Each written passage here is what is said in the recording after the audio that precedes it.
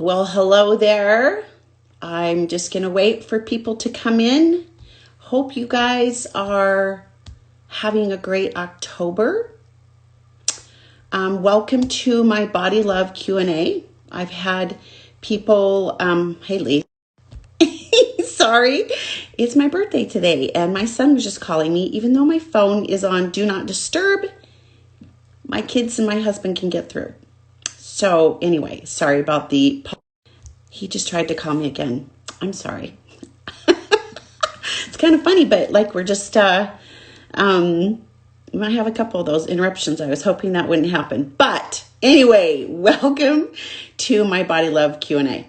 And I've had some people put some questions in and give me some questions. I have quite a few. And hey, Marla. Hey, Lise. Thanks for coming today and spending some time with me on my birthday. Hey, Brooke. So if you have questions, I'm going to go through the ones that have been sent in to me ahead of time. But please, in the comments, please ask questions. Please make comments. I want this to be interactive, okay?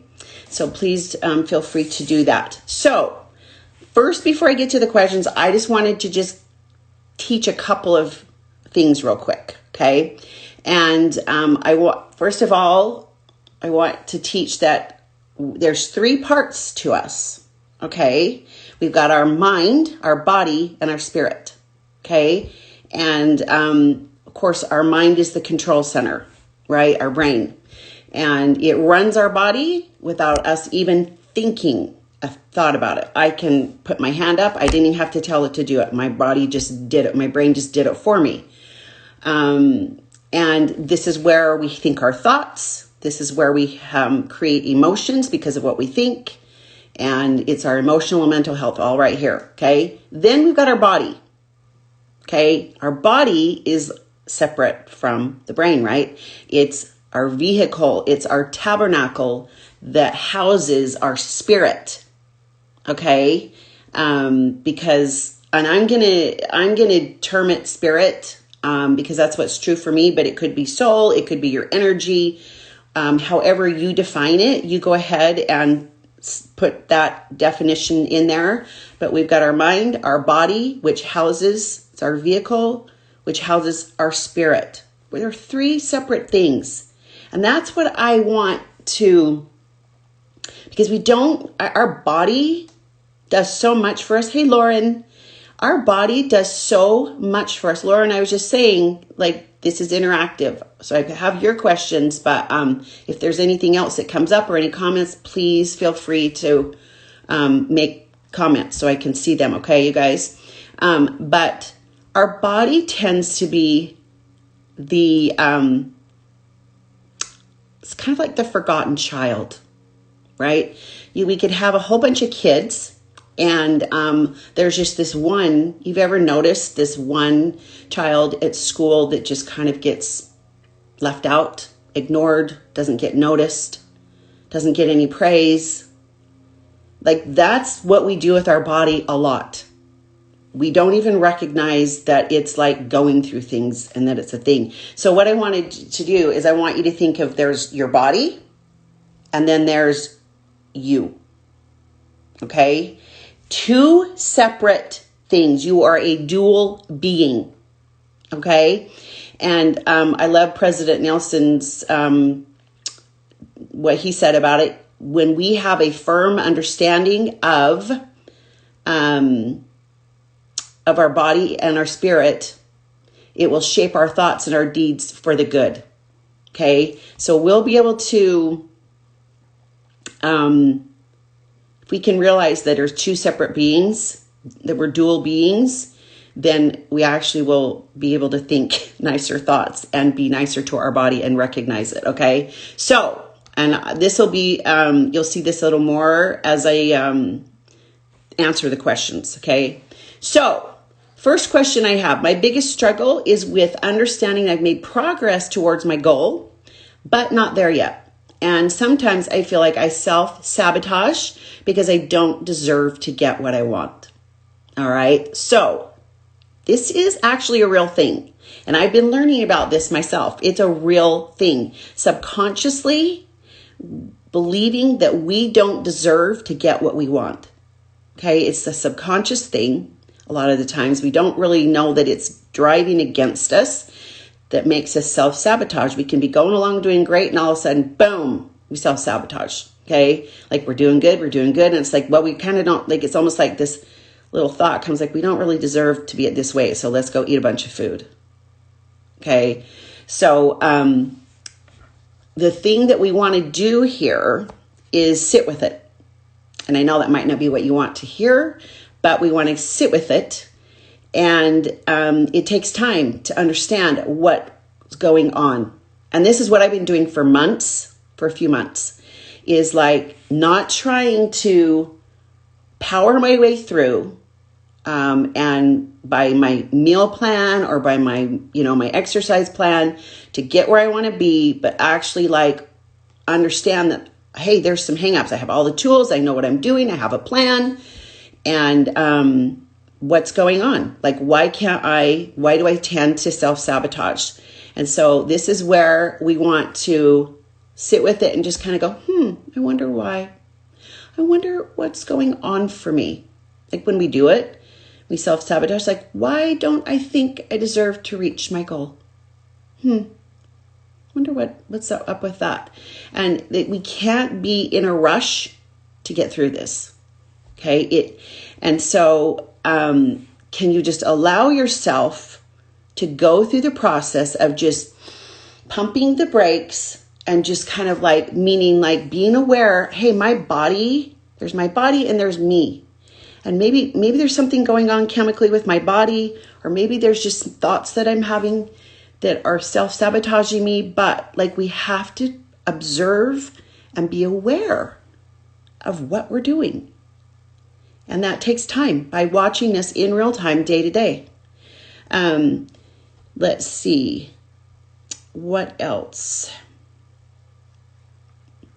The other thing that I found that's empowering is that by just slowing down and not trying to power my way through it, and just realize that I have something going on subconsciously, then it actually helps me be nicer to myself. Instead of like, I can't believe you did that, or I can't believe you can't do this, or what's your problem? Like, it's just like, it puts me in a place where I can be nicer to myself. Okay. So there's that. And sometimes, like, I'll be honest, like, I needed my coach to help me find this. So I can tell you these things, but it's also really helpful to have a coach to help you sift through this. Okay, my next question. Also, my monthly cycle is a crazy roller coaster, and it feels frustrating that for at least a week and a half every month, I can't function at full capacity. And sometimes that's the start of a spiral downward. How can I support the process of weight loss, building muscle on the mental, physical roller coaster? So again, when we separate ourselves, then we've got our body and we've got our spirit, we've got us, right? And that each month as women, we're so lucky to have all this hormone fluctuation, right? We can't help it. We have our hormones go all over the place. And so to just sit back and go, my body, not me, but my body is going through some stuff. I'm cramping, I'm irritable, I'm craving food. Like, that's my body. My body is having a hard time because things are out of whack. And it's kind of like if your child was experiencing something, being sick and going on, like something going on with them and was kind of out of sorts. I mean, what would you do for your child? Would you bully them through it? No, we wouldn't. We'd be more understanding and compassionate and maybe cut them a little slack, right? Allow them to slow down a little bit and do things differently during that time when they're not feeling well, right? And so just starting there and like not fighting it when that monthly lovely time comes around.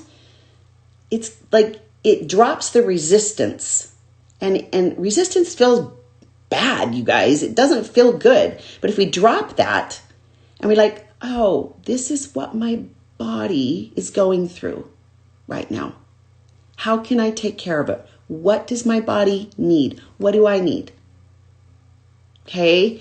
And from here, then you can open up to go, oh, well, I seem to be craving salt. Maybe I should look that up. I wonder what I could eat. Like, if there's a supplement or something that I can take that'll help me.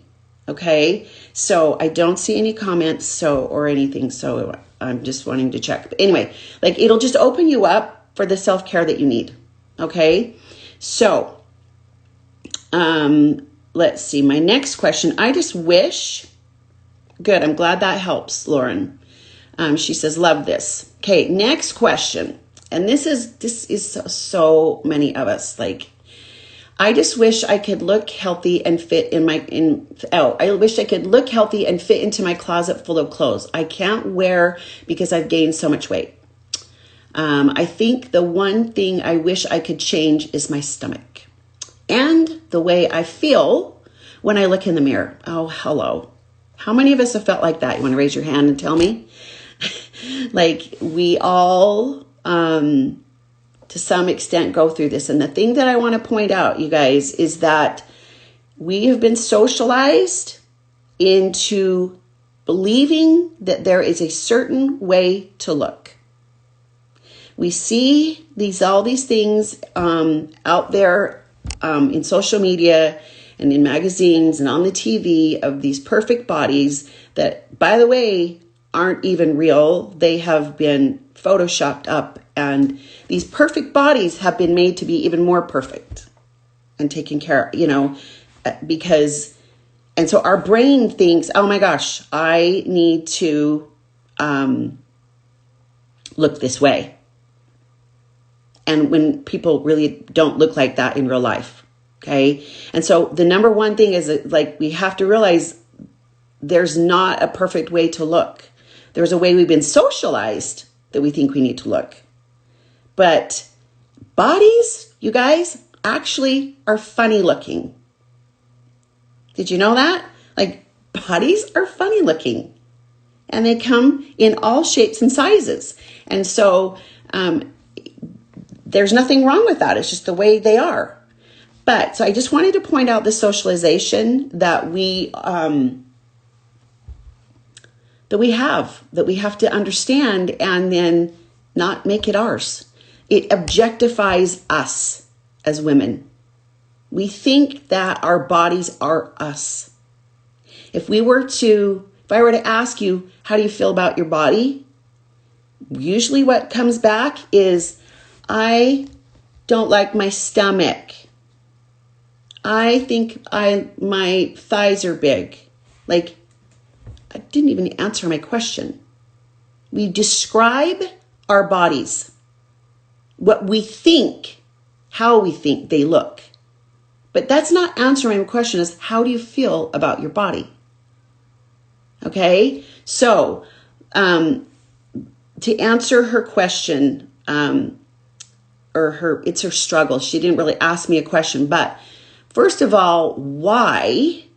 We need to ask ourselves why. Why do we have this goal to fit into these clothes or to weigh a certain weight?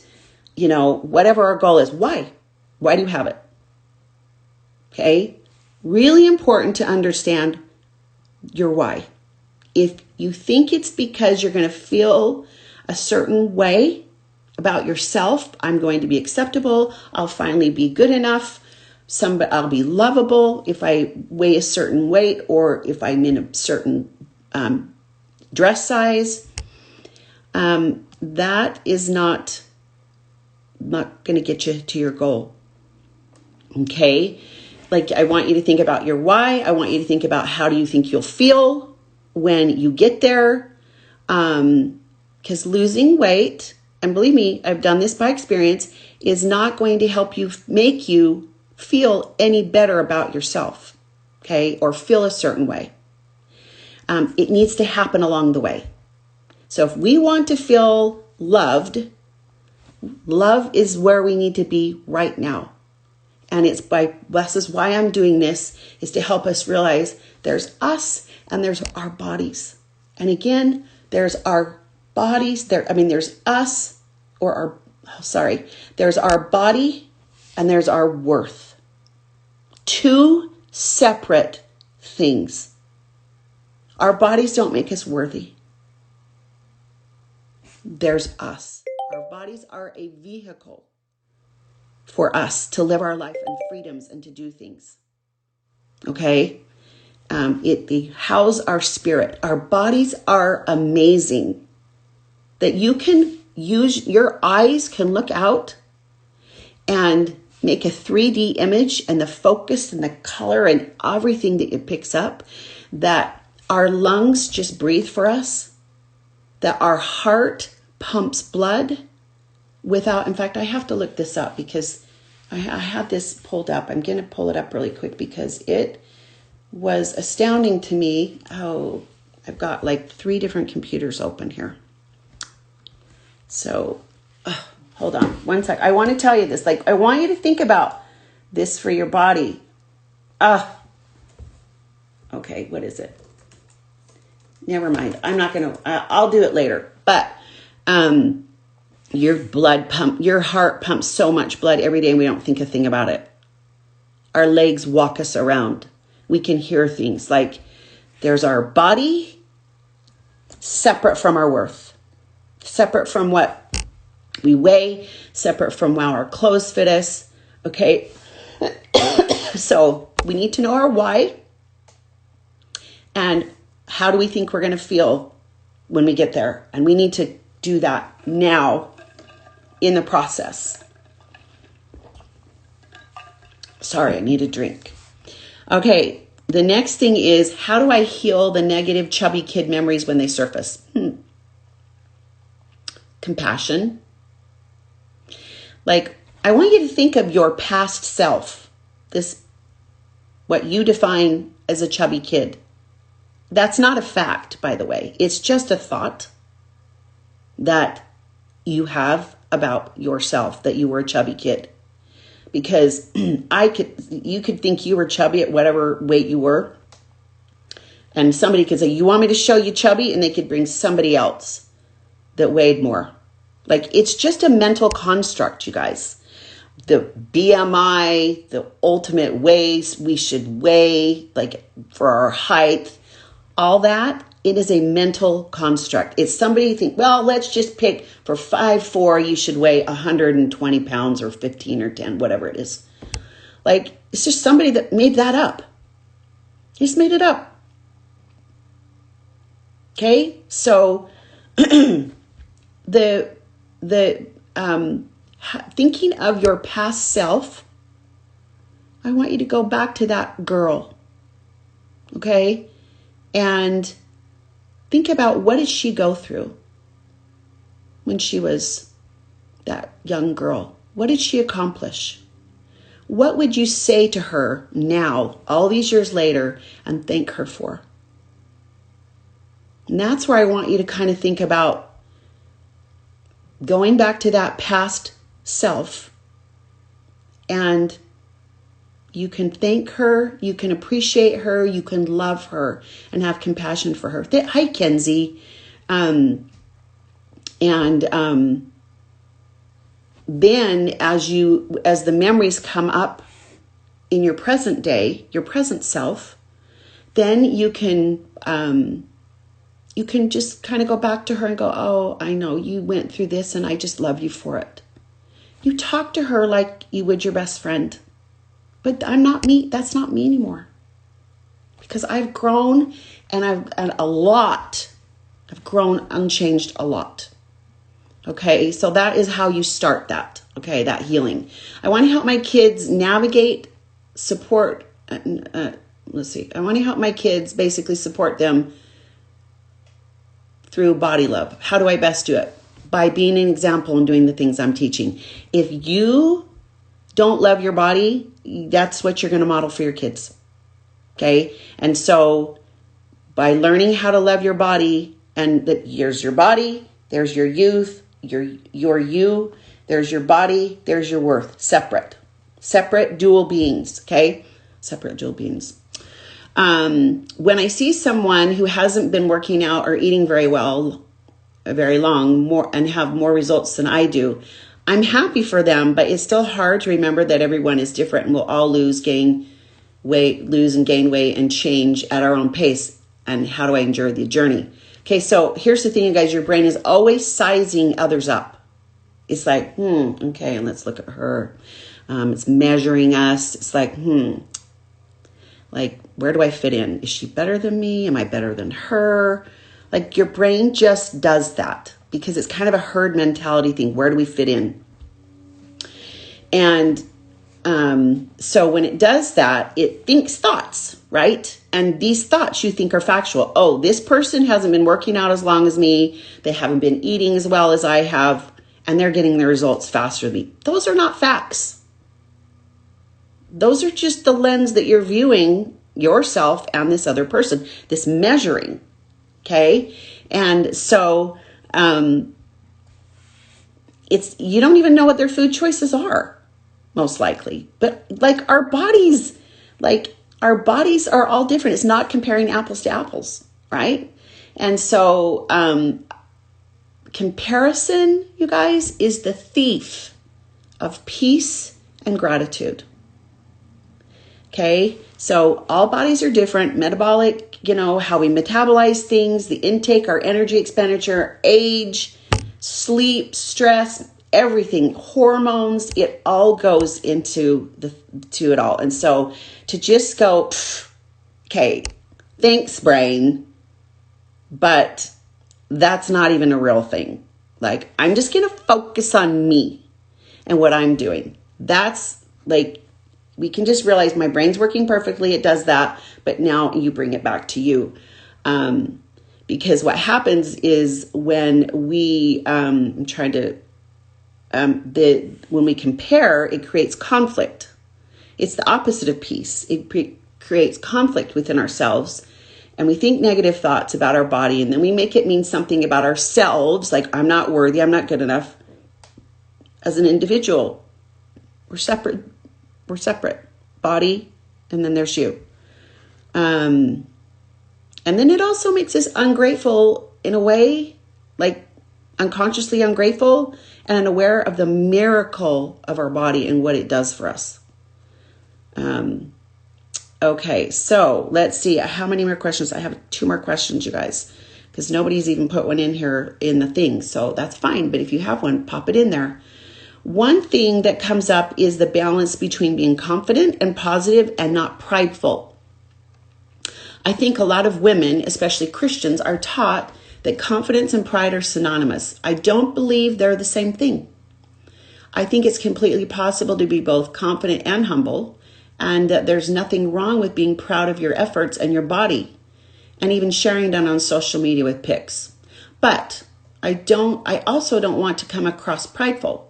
How do you foster confidence in your own body image without becoming prideful or boastful about it? Okay, so let's talk about what pride looks like. Okay, when we're prideful, we think we're better than others. We think we're above them. We might talk down about them or to them.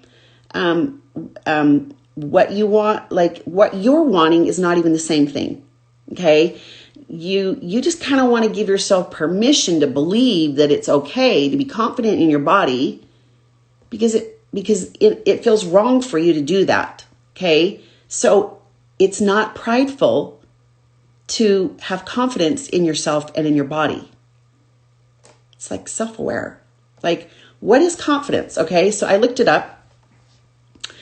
Confidence is the avenue in talking about our body, because there's different definitions of confidence, but it is a feeling of self-assurance arising from one's appreciation of one's own abilities and qualities.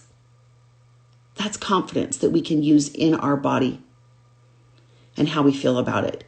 And it's kind of also looks like, you know what, I'm amazing and so are you.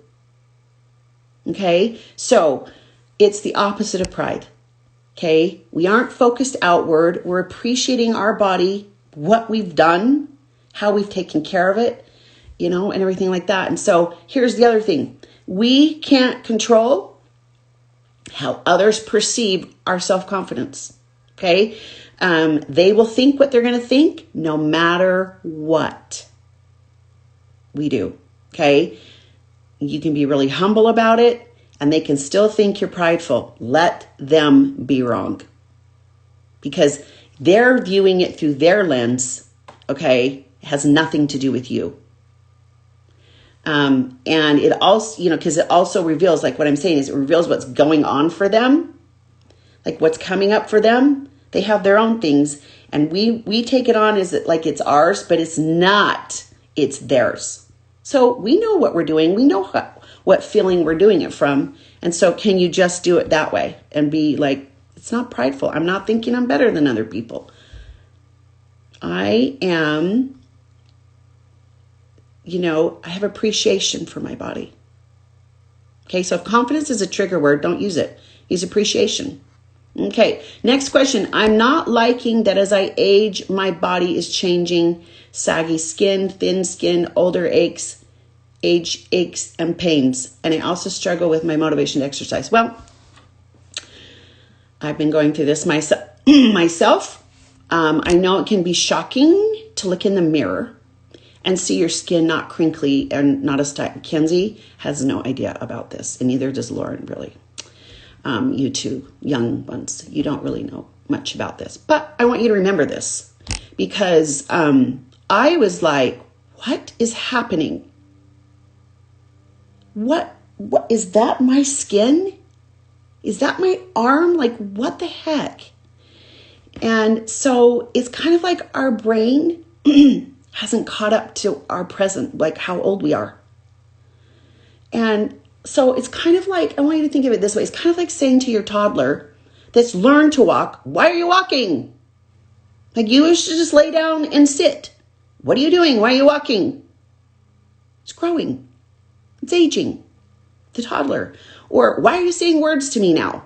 You used to just goo and gaw. Like, what are you doing? Why are you talking? It's learning. And they're like aging. They're growing, right? Like if your daughter's like, what do you mean you're having a period? You didn't used to have periods. Yes, she's aging. Okay? So it's like we can't stop the aging process. It's like inevitable, right? And I love this.